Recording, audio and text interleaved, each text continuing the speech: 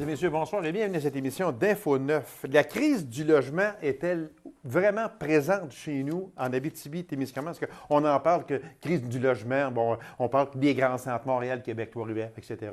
Puis on pense que chez nous, c'est de ça, il n'y en a pas. Mais je pense qu'avec mon invité, on va en parler. Puis je pense que chez nous, elle est aussi très, très présente. Alors, pour nous en parler, je reçois du REPAT, M. Danick Laporte. Monsieur Laporte, bonsoir. Bonjour, bonsoir. Merci d'avoir accepté cette invitation-là. Ça s'est fait vite, là. Mais seulement Oui. que quand une personne connaît son sujet autant que vous connaissez le vôtre, c'est tellement facile d'en parler avec vous. Si les solutions à la crise du logement étaient aussi faciles que vous en parlez, mon Dieu, que ça irait bien, monsieur Laporte, mais ce n'est malheureusement pas ça. Dans mon intro, je mentionnais, est-ce que chez nous, la crise du logement est-elle présente? Je vous lance ça comme entrée d'émission, mais est-ce qu'elle est vraiment présente? Bien, en fait, c'est en Abitibi-Témiscamingue et sur la Côte-Nord qu'elle frappe le plus fort, cette crise du logement. On est dans nos deux régions, des régions minières, des régions ressources. Donc, cette influence-là, la hausse du prix des métaux, a fait en sorte que la crise a frappé très fort. Puis c'est ici, finalement, qu'elle génère aussi le plus de conséquences là, en ce moment. En tout cas, à l'échelle du Québec, en Abitibi-Témiscamingue, c'est ici qu'elle est la plus criante. On connaît des taux d'inoccupation à peu près à 0 depuis près de 7 ans.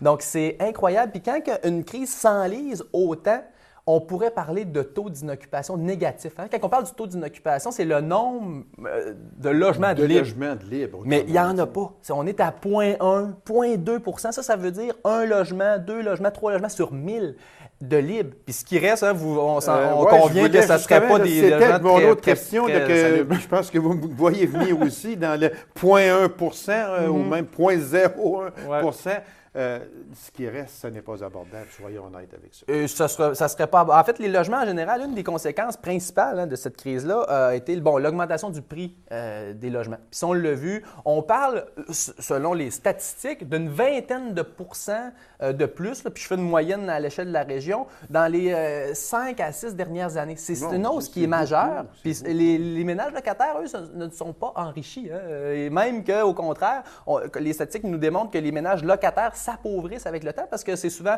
des travailleurs du commerce de détail où les salaires sont stagnés. Sur un minimum, ou à peu près. Oui, en tout cas, c'est pas toujours évident. Donc, la capacité de payer diminue, mais les logements, eux, augmentent à cause de cette rareté-là. Donc, quand on parle d'un taux d'inoccupation qui serait dans le négatif, ça veut dire que la crise s'est enlisée dans les appartements. Il y a une surcharge en ce moment. Il y a peut-être 2 ou 3 ménages qui habitent ensemble parce qu'ils ne trouvaient pas de logement. Bien, viens donc habiter dans mon sous-sol. Mais ça peut générer des situations problématiques à long terme. Puis on appelle ça des cohabitations toxiques même, qui se développent au sein de ces ménages-là. Puis ça crée des troubles sociaux, là, définitivement. Et on en a chez nous de ça beaucoup? Beaucoup. Puis c'est la preuve de ça, c'est aussitôt qu'il y a un bloc appartement qui va se construire de 10 logements, admettons. Ça ne bouge pas sur le taux d'inoccupation. Même, on a eu dans nos différentes villes en région des gros bâtiments pour personnes âgées qui sont très, très chers. Bon, bref, ça, c'est un autre débat, mais ces 200 unités-là n'ont même pas fait fléchir le taux d'inoccupation. Ça veut dire qu'aussitôt que ça se libère, on fait juste détendre le taux d'occupation de certains logements. Là. Vous comprenez? Là, on est rendu dans cette situation-là parce que la crise s'est enlisée après 7 ans. Donc, le coût des logements sont à la hausse. Oui, parce que quand on regarde, et vous êtes placé, vous, pour savoir c'est quoi exactement, quand on regarde une hausse de Hydro-Québec, disons, hausse aussi des taxes municipales, quand on regarde tout ça, hausse de ci, hausse de ça, ça ne peut pas faire autrement que d'affecter le coût mensuel du loyer. Oui, puis il y a quelques facteurs qui font augmenter le coût du logement, dont je vous l'avais nommé l'énergie, hausse de taxes, réparation à l'immeuble. Oui, aussi, le problème exactement. en ce moment, c'est que les locataires, ceux qui possèdent les logements, ont le gros bout du bâton et vont parfois abuser. Et ils vont penser qu'ils ont tous les droits en disant le logement va augmenter de 100$ ce mois-ci. Mais ça, on ne peut pas dire que c'est illégal parce que le locataire a le droit ou non de le refuser. Mais le problème, c'est que les locataires en ce moment connaissent très peu leurs droits. Et il y a justement un enjeu majeur à ce niveau-là pour refuser des hausses de loyer qui sembleraient abusives. Là. quand on parle, premièrement, la personne qui a un bloc appartement, aujourd'hui, le sait très bien, là, mettons 6, 8, 10 loyers. Bon, c'est plein, tout le temps, tout le temps. Cette personne-là peut, entre parenthèses, avoir le choix de choisir. Okay? Voilà. Je ne veux pas de personnes dans mes loyers avec des enfants. Je ne veux pas d'animaux domestiques. Je ne veux pas ci, je ne veux pas ça, etc. Ça, là, est-ce que c'est de la discrimination ou bien non, si le locataire a le droit? Bien, en fait, la question de droit est toujours complexe, mais c'est sûr que c'est de la discrimination. À partir de là, on l'accepte ou non. Il y a une commission des droits de la personne hein, qui se base sur une charte des droits de la personne qui peut s'appliquer, mais c'est qu'on ne peut pas discriminer sur la base de l'état social. Ça veut dire un assisté social. Tu sais, on le dit encore comme ça, ou même le BS. On n'en veut pas de BS. Mais il y a des gens qui t'es là-dessus? Non, regarde. Le loyer est pris. Il y a des gens qui l'ont écrit dans des annonces qu'on a vues récemment. Pas de BS, pas de fumeurs, pas de chiens, pas d'enfants, puis pas de BS. T'sais, les gens vont jusque-là en ce moment. Le niveau de solidarité, on dirait, diminue avec la capacité de faire des profits. Là, donc, il y a beaucoup de gens en ce moment qui abusent de leur situation de propriétaire et l'impact que ça a, c'est que les ménages les plus défavorisés de notre société, bien, ne se trouvent pas de logement. Ils sont contraints à errer de famille en famille ou même à vivre la rue là, pendant certains exactement. moments. C'est exactement ce à quoi je veux en venir, M. Laporte. C'est que nous autres, des fois, chez nous, on va penser que quand on est en Abitibi-Témiscamingue, l'itinérance, il n'y en a pas. Nous autres, de ça, on n'en a pas. On en voit à Montréal beaucoup, on en voit à Québec dans des grands centres. Je remets toujours avec mes grands centres. Mais c'est parce que souvent, on se dit, nous autres, chez nous, on n'a pas ça, des personnes qui dorment dans la rue. Pourtant, les maisons d'hébergement pour les personnes en situation d'itinérance sont pleines. Et l'itinérance, elle a un autre visage ici, parce que c'est illégal de dormir sur un banc de parc. Donc, il est sûr que, je sais pas, on est à Macamic, on est à Lasserre, tu sais, c'est mal vu qu'il y ait quelqu'un couché sur un banc. Là. Ça, on le verra pas. Donc, les gens vont beaucoup s'y cacher. Et en région, ce qu'on voit beaucoup, c'est du couch surfing. Hein? Donc, l'expression qu'on va justement d'un endroit à l'autre, on s'héberge chez des amis quelques jours là. Il y a cette situation-là. Juste à Val-d'Or, un chiffre qui était frappant, c'est la Piole avait reçu l'année passée 380 personnes différentes dans ses services d'hébergement. Non, c'est pas des femmes. Donc, il y en a énormément en région. Elle a un autre visage, puis de plus en plus jeunes, de plus en plus des gens qui ne sont pas nécessairement dans une situation problématique, c'est juste, mais qui n'ont pas de logement. Donc, c'est pas des gens qui sont en dépendance ou en toxicomanie ou avec de graves problèmes de santé mentale. Mais ils ont un problème, une situation d'itinérance qui est ponctuelle en lien avec la crise du logement. Les solutions à ça, ce serait quoi, M. Laporte? Parce que là, on en parle. Moi, je vous ai reçu il y a 2 ans, je pense. Et puis, il me semble que ce que l'on parlait il y a 2 ans passés, on pourrait peut-être sortir le bout d'enregistrement puis le placer à cette émission aussi, puis ça ferait pareil. Oui. En effet, ça avance très tranquillement dans ce domaine-là, dans le domaine de l'habitation. C'est toute une question de droit au logement. Le droit au logement n'est pas appliqué au Canada ni au Québec. Même si on l'a reconnu dans des ententes internationales, on ne l'applique pas réellement. Donc ça veut dire que quelqu'un qui n'a pas de logement, qui vit dehors ou qui n'est pas logé adéquatement, c'est pas illégal. Hein? On s'entend qu'on ne peut pas laisser quelqu'un dépérir. Hein? Si une personne qui a un problème de santé, l'État a le devoir. Tandis que dans le droit au logement, ce serait la même chose si on l'appliquait. C'est qu'on l'État aura un devoir de loger tout le monde convenablement. Mais ce n'est pas le cas. Donc, toutes les problématiques qu'on a nommées, hausse de loyer, insalubrité, on en a parlé brièvement, mais ça, c'est un problème majeur qu'on a en région parce qu'il n'y a pas d'entretien du fait que les logements sont tous occupés. Donc, le manque, justement, d'entretien des logements, tout ça, mais même le marché privé, les propriétaires privés sont en accord avec une des solutions à privilégier qui est le logement social. Le logement social est finalement un logement qui est financé par l'État, donc il est financé autant à la brique, donc à la construction, mais aussi en aide aux locataires. Donc un locataire qui habite un logement social va payer généralement à peu près 25 de son revenu à un logement. OK. Puis ce que ça crée comme impact sur le ménage, c'est que le ménage, il respire un peu mieux, il vient à bout de se refaire une confiance, d'inviter des gens chez lui, de mieux manger, de se vêtir, de soigner son hygiène. Oui, c'est toutes des choses que exactement. quand on est dans une situation de pauvreté, là, monnaie, là, c'est de côté parce que l'objectif, c'est de survivre. Hein? On s'entend là, qu'avec un chèque d'aide sociale, quand la bouffe augmente, on est à 600 quelques dollars par mois, un logement 450, les tarifs d'hydro qui augmenteront prochainement, la bouffe. Oui. Et les gens survivent, hein, ne vivent même pas, C'est ça. survivent à peine. Oui. Donc, c'est en ce sens-là que le logement social arrive à remettre des gens en action, en activité, puis ça a un impact économique majeur pour Ben les oui, milieux. c'est sûr, parce aussi, que là.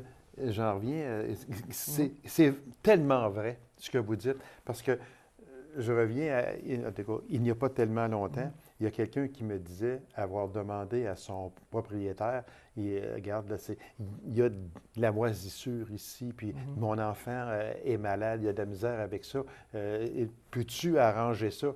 Et le propriétaire, c'est sûr qu'on n'en nommera aucun nom, mais le propriétaire lui a simplement répondu, si tu n'es pas content, tu as juste à t'en aller, je ne lisse longue demain. C'est ça. Voilà. Fait qu'on est dans ce rapport de force-là qui est en faveur en ce moment des propriétaires. C'est pas tout le monde qui abuse, mais il y en a certains qui vont il y a abuser de très bons propriétaires, Ben oui, même d'excellents propriétaires, mais il y en a malheureusement qui se servent de cette situation-là pour abuser. Voilà, on est d'une société, hein, donc c'est diversifié. Ce qui est à faire aussi en ce sens-là, en région, le logement social est reconnu comme un élément à privilégier, dans une lutte, si on veut, à la crise. Oui. Mais aussi, comme il y a Val-d'Or, il y a Lasserre aussi qui a créé un fonds du développement du logement social. Donc là, les municipalités ont commencé à allumer en disant, bon, mais là, il faut réserver de l'argent pour construire des logements sociaux. Fait que ça se fait tranquillement. Il y a aussi, au niveau de l'insalubrité, Val-d'Or, Rouen ont adopté des codes du logement.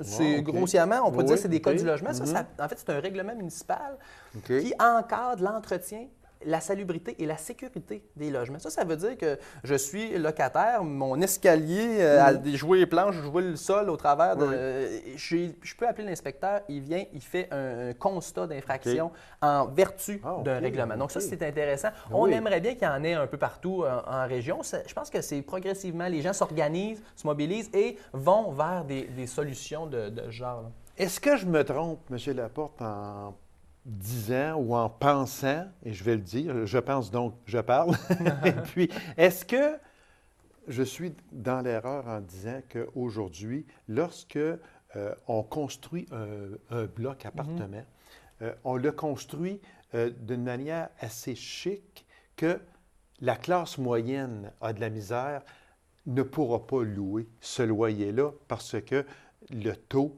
est beaucoup trop élevé? Et vous le savez comme moi, hein, on a vu des constructions neuves se faire et même des logements douteux afficher des prix exorbitants. En ce moment, là, le 4,5, on parle du loyer économique, c'est le prix que le propriétaire doit louer son logement en fonction des coûts de construction, en fonction des coûts de l'énergie et tout. Là. Le loyer économique, le 4,5 est à 925 $ par mois. Et là, ça, c'est comme lui qui construit, il dit oui, avec ça, là, je vais arriver, mais tu sais, c'est pas les gros chars. Hein? Donc, on est rendu dans cette situation-là. Comme on dit, de me scier la banane quasiment parce que moi, je suis propriétaire, donc je n'ai jamais payé de loyer ou à peu près. Mais quand vous me dites un 4,5 à 950 $ par mois, là, souvent, ça n'inclut pas les coûts d'énergie. Donc, imaginez, c'est le prix d'une hypothèque d'une maison de 150 c'est ce que je partais pour vous dire. 000. La personne, à ce moment-là, serait beaucoup mieux de se construire une maison. Mais parce que très souvent, le remboursement hypothécaire est peut-être inférieur ou environ de ce montant-là. Mais les gens n'ont pas accès au crédit à la plupart du temps. Et ce n'est pas nécessairement non plus, c'est pas tout le monde qui souhaite être propriétaire. Hein. D'ailleurs, ce n'est pas une sous-classe de citoyens, aussi. Les locataires. Il y a beaucoup de gens qui apprécient leur situation de locataire. Moi, je connais des gens que ça fait 40 et 50 ans qui restent à loyer. Puis c'est ce qu'ils souhaitent parce que, tu sais, on veut pas, il y a un entretien qui est laissé. J'ai besoin de peinture, le propriétaire va le faire. J'ai un châssis quand l'air ça. passe, bien, le propriétaire, je l'appelle, il va venir l'arranger. Moi, ça ne me tente pas d'arranger ça. Je veux dire, il y en a. Bon, et c'est correct de même. Oui. Là, je veux dire, tout le monde a droit de penser et de faire ce qu'il veut, sauf qu'il y en a que les propriétaires. Moi, j'aurais de la misère à m'en aller à loyer parce que j'ai presque toujours eu une maison. Ben oui. Mais c'est que l'inverse se produit Oui, également. définitivement. Il y a aussi l'aide du gouvernement fédéral. On a parlé un petit peu avant d'entrer en onde, qui a été prolongée jusqu'au 31 mars 2019. Mais ce n'est pas suffisant. Mais là, ça, c'est complexe. Hein. C'est vraiment... En fait, le gouvernement fédéral, là, depuis, je vous dirais... premièrement, depuis 1994, il ne s'est pas construit de HLM, d'habitation à loyer modique. Hein. On connaît ça, les HLM, il y en a dans chaque ville à peu près. Oui, exactement. Ça, c'était des financements qui venaient en partie du fédéral. Et depuis 1994, depuis le gouvernement conservateur de Brian Mulroney, il ne s'en est pas construit d'autres. Donc là, il y a eu des ententes que le Québec a négocié pour injecter de l'argent dans les programmes d'habitation du Québec. Et c'est là qu'on a vu apparaître le programme Axélogie, qui est un programme qui, grâce aux pressions populaires, s'est maintenu et a construit depuis 1997 à peu près 38 000 logements sociaux. Donc, c'est quelque chose, ça, au Québec, qu'on a maintenu, qu'on a gardé grâce à notre mobilisation, grâce à notre conscience là, collective. Ailleurs au Canada, il se construit à peu près plus de logements sociaux parce que le fédéral s'est toujours désengagé. Il y a eu des ententes de signer dans les années 2000 entre les provinces et le gouvernement fédéral. Et depuis que le gouvernement conservateur est en place, ce financement-là s'effrite au profit d'autres initiatives ou pour des plans économiques, mais dans les rénovations, par exemple, de certains logements sociaux. Mais le financement aux nouvelles constructions, lui, s'est effrité. On aurait un manque à gagner par année, juste au Québec, là, à peu près 120 millions de dollars de manque d'argent du fédéral. Puis il y a d'autres enjeux à ce niveau-là. C'est ça. Puis quand on parle de cette aide-là aussi, là, dans les notes que j'avais, c'est qu'on parle même qu'en 2030, il n'y en aura plus. Elle sera peut-être inexistante. Voilà, ça, c'est très problématique parce qu'au Québec, on parle de 260 000 ménages qui pourraient être touchés par le dossier qu'on appelle la fin des conventions. Je vais y aller très rapidement. C'est que le gouvernement fédéral avait financé des hypothèques à des coopératives, des OBNL d'habitation, à des HLM. Mais d'ici 2030, toute l'aide aux locataires va cesser avec la fin de l'hypothèque. Ça, c'était dans l'entente qu'ils avaient signée à l'époque. Donc, ça veut dire qu'il y a 260 000 ménages qui pourraient se retrouver sans aide à la location du logement. Pour les personnes à HLM, le gouvernement du Québec s'en charge, mais pour les autres, OBNL, il pourrait avoir de graves problèmes parce que les gens perdraient leur subvention. Monsieur Laporte, merci infiniment. C'était très intéressant. Puis, s'il y a des développements, peu importe, vous serez toujours le bienvenu à cette table. Ça va toujours me faire grand plaisir de vous recevoir. Mais merci à vous. C'est moi qui vous remercie. Alors, mesdames et messieurs, courte pause, on vous revient immédiatement après. Restez avec nous.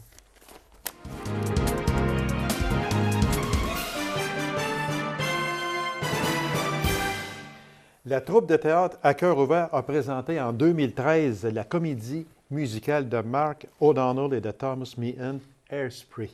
Un succès sur toute la ligne. Alors, j'en discute avec le président et acteur également de cette troupe, M. Donald Renaud. Monsieur Renaud, bonsoir.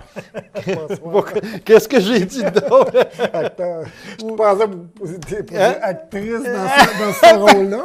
On va mettre en contexte. On va mettre en contexte. Ceux qui ne l'ont pas vu, ils ne savent pas peut-être de quoi on parle, mais seulement que oui. Ben, acteur, actrice, OK. Vous avez joué pareil un rôle extraordinaire. Oui, c'est pour ça qu'on en rit parce que mon ami Donald ici jouait un rôle féminin. Mais c'est extraordinaire. C'est une des caractéristiques de cette production. Mais oui, exactement. Mais pour vous, c'est une première. Bien, disons qu'on avait fait en 98, on avait fait Demain matin, Montréal matin. Oui. Et là, c'était un rôle de travesti. Mais ce rôle-là, cette année, c'était vraiment pas un rôle de travesti. J'étais la mère de Tracy. Donc, exactement. Moi, j'ai joué sur toute la ligne le rôle d'une maman. Pas dans une dimension d'un homme dans un corps comme un travesti. Là, en tout cas, je l'ai fait. J'ai voulu le rendre vraiment différemment, là, comme une bonne maman. Mais vous l'avez bien rendu. Oui, bon, parfait. Oui, non, c'était vraiment extraordinaire parce que sinon, c'est pas donné à tout le monde, pareil, de jouer étant un homme, de jouer un rôle féminin. C'est pas donné à tout le monde. Et vous l'avez très bien porté, monsieur. Et je dis ça là, sans aucune arrière-pensée, rien. C'était vraiment bien joué. Puis il faut le dire. Parce que moi, je me dis toujours une chose. Des fois, on est porté à dire ah, ben ça, il l'a manqué. Il aurait pu être bien meilleur. Mais quand c'est bien fait et c'est bien porté, il faut le dire également. Et je vous l'ai dit, monsieur. Merci beaucoup. Les gens ont vraiment adoré cette comédie musicale. Il y a une chose aussi, il y a eu beaucoup de monde. Est-ce que c'était un gros challenge de présenter? De présenter, je vais vous dire que oui, parce que par le nombre de chansons, mais aussi, encore une fois, par toute la dimension. Quand on parle de comédie musicale, on parle de chant, on parle, bien sûr, de théâtre, et on parle aussi de danse. Moi, je vais vous dire que c'était un gros défi, un super bon encadrement aussi, là, parce qu'on avait des professionnels là, qui nous entourent là, aussi au niveau de ces différentes dimensions-là. Mais moi, je vais vous dire, quand on a pris la pôle en septembre, octobre, puis reprendre les textes, puis amener ça de... Mais c'est parce que, écoutez, là, je pense que l'expérience, l'encadrement, les différents professionnels alentour de ça, qu'on parle de, je pense de Daniel Morin qui mène ça, là, un peu le chef d'orchestre alentour d'une main de ça. maître, il faut le dire, oui, exactement. Jocelyne Beaulieu, son expérience, les chorégraphes, Nancy Lapointe, Valérie Veillette et un autre là, que j'oublie le nom, là, qui était en plus qui jouait avec nous autres, là, 3 chorégraphes. Là, donc, bon, parce que là, je ne peux pas nommer tout le monde non plus. Non, exactement. Mais là-dessus. Et par contre, à travers de ça, cette année, puis c'est ce qu'on se donne aussi comme dimension, puis perspective, parce qu'on on veut vraiment retrouver le plaisir. Je pense que c'est ça qu'on veut, retrouver le plaisir de jouer, se recentrer là-dessus, se recentrer sur notre première motivation, en dehors de l'impact économique, puis l'impact touristique, puis l'impact de ci, puis de ça. Ça, c'est bien dit, oui, exactement. Avoir le plaisir de jouer sans penser aux conséquences qu'il pourrait y avoir au point de vue touristique, etc. Bon, c'est sûr qu'on ne veut pas, là, je ne dis pas qu'on fait fi de tout ça. Non, mais à un moment donné, on va que essayer... que ça ne devienne pas une priorité. Bien, c'est parce qu'à un moment donné, sinon, c'est ça, là, on s'en va d'une machine, puis... à un moment donné, on s'en va dans toutes sortes de dimensions, puis de programmes. Et c'est ça qu'on essaie là, de pas se distancer, mais de mettre les choses en perspective, puis à bonne place. Là. Mais je tiens à le dire parce que je pense que c'est un élément, puis qu'on essaie, on travaille beaucoup là-dessus, on fait un petit peu de travail que j'appelle de restructuration là-dessus. Parce que, effectivement, à un moment donné, on se perd là-dessus.